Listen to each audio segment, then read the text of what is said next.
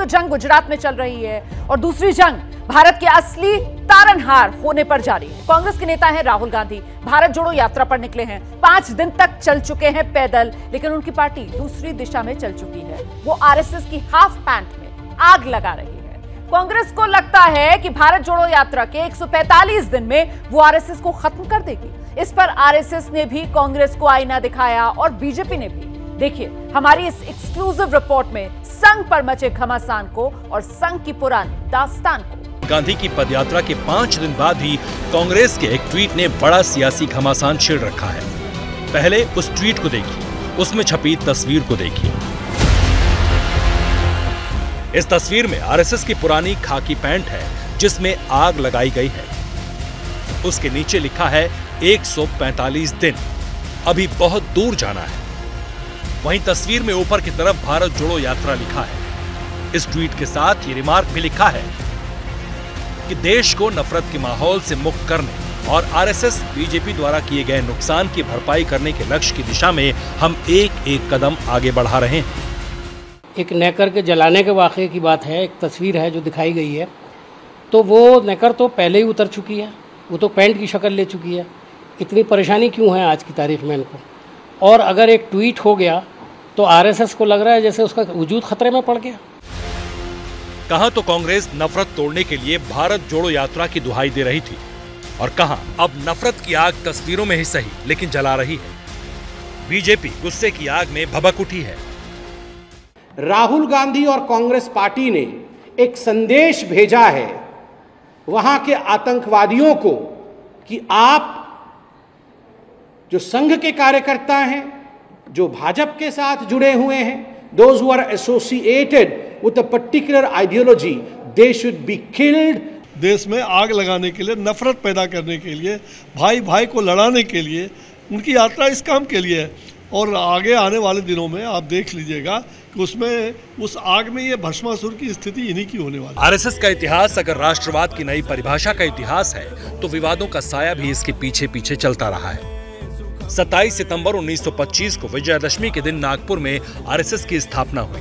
तब से ये संगठन कई उतार चढ़ावों के साथ गुजरता हुआ इस मुकाम पर पहुंचा है। आरएसएस पर पहली बार पाबंदी महात्मा गांधी की हत्या के बाद 1948 में लगी, लेकिन 11 जुलाई 1949 को प्रतिबंध हटा लिया गया। दूसरी बार इमरजेंसी के दौरान 4 जुलाई 1975 को संघ पर पाबंदी लगाई गई। 1977 में जब जनता पार्टी की सरकार बनी तो ये प्रतिबंध हटा। तीसरी बार बाबरी मस्जिद विध्वंस के साये में आरएसएस पर पाबंदी 10 दिसंबर 1992 को लगी। हालांकि 6 महीने बाद ही सरकार ने प्रतिबंध हटा लिया। आज हाफ पैंट में आग वाली तस्वीर पर संघ ने जवाब तो दिया, लेकिन बेहद नफा तोला।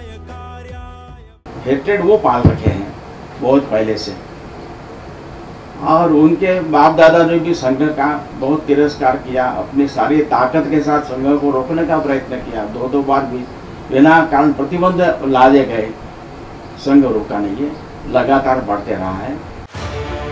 जिन महात्मा गांधी का नाम लेकर कांग्रेस के नेता देश को एक सूत्र में जोड़ने निकले हैं, उस गांधी का फलसफा यही था, पाप से घृणा करो, पापी से नहीं। लेकिन यहाँ तो एक ऐसे संगठन के पोशाक की खिल्ली उड़ाने के लिए कांग्रेस ने सारी परंपराओं को ताक पर रख दिया, जिसको कभी पंडित जवाहरलाल नेहरू और लाल बहादुर शास्त्री जैसे प्रधानमंत्रियों ने सम्मान दिया था। पंडित नेहरू के नेतृत्व में रिपब्लिक परेड पर जिन स्वयंसेवी संगठनों को अपनी एकजुटता प्रकट करने के लिए बुलाया गया था, उनमें आरएसएस भी था। श्री लाल बहादुर शास्त्री के जमाने में जब देश पाकिस्तान के साथ हमारी लड़ाई हुई और उन्हें दिल्ली में कंट्रोल करने के लिए और ऐसे शिक्षित लोगों की आवश्यकता थी, तो आरएसएस के स्वयंसेवक यहाँ कंट्रोल करते थे, ट्रैफिक को कंट्रोल करते थे। संघ के जिस पोशाक में आज ये बदलाव आया है, उसकी कहानी भी काफी पुरानी है। 1925 से 1939 तक संघ की ड्रेस पूरी तरह खाकी थी। 1940 में सफेद फुल शर्ट लागू की गई। 1973 में लेदर के जूते की जगह बूट शामिल किए। एक विकल्प रेक्सीन के जूतों का भी रखा गया। 2010 में तीसरी बार बदलाव किया गया, तब लेदर बेल्ट की जगह कैनवास बेल्ट लगाई गई। 2016 में खाकी हाफ पैंट को फुल भूरे रंग की पैंट में बदला गया। हालांकि ये गुंजाइश रखी गई कि व्यायाम के दौरान आरएसएस के कार्यकर्ता हाफ पैंट पहन सकते हैं। लेकिन इतने सारे बदलाव के बावजूद आरएसएस की पहचान के साथ उसकी हाफ पैंट जुड़ी रही। कांग्रेस का हमला आरएसएस पर होता है तो प्रतीकों के रूप में उसी हाफ पैंट पर उसके नेता निशाना साधते हैं। महिला राइट्स में ये इंटरेस्टेड नहीं है। आप सीधा सा आपसे सवाल पूछता हूं, मेन इनका संगठन आरएसएस है, कितनी महिलाएं हैं उसमें? आपने कभी देखा है शाखा में? आपने महिलाओं को देखा है शॉर्ट्स में? बीजेपी के हर बड़े नेता की ट्रेनिंग आरएसएस की वैचारिक पाठशाला में हुई है। इसलिए क्या पूर्व प्रधानमंत्री वाजपेयी, क्या प्रधानमंत्री मोदी और क्या उप प्रधानमंत्री आडवाणी, सब में आरएसएस को लेकर सम्मान की जबरदस्त भावना है।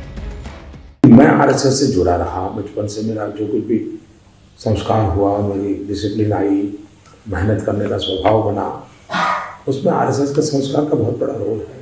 कि अगर मेरे जीवन में किसी एक आंदोलन ने सर्वाधिक प्रभाव डाला है तो वो राष्ट्रीय स्वयंसेवक संघ के आंदोलन ने प्रभाव डाला है, जिन्होंने मुझे देशभक्ति की शिक्षा दी, अनुशासन की शिक्षा दी। कभी आरएसएस के नाम पर जनता पार्टी की सरकार टूट गई थी, लेकिन उसी आरएसएस की बुनियाद पर बीजेपी पिछले 8 सालों से बहुमत वाली सरकार भी चला रही है।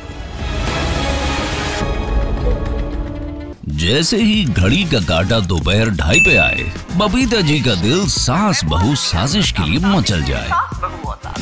और ये है इनकी बहू, पूरे दिन ऑफिस की टेंशन हो जाए गॉन जब ये करें अपना फेवरेट शो फ्री टाइम पे ऑन। इनकी तरह आप भी देखिए अपना फेवरेट शो अपने टाइम पर और डाउनलोड कीजिए एबीपी लाइव ऐप अपने स्मार्ट टीवी पर।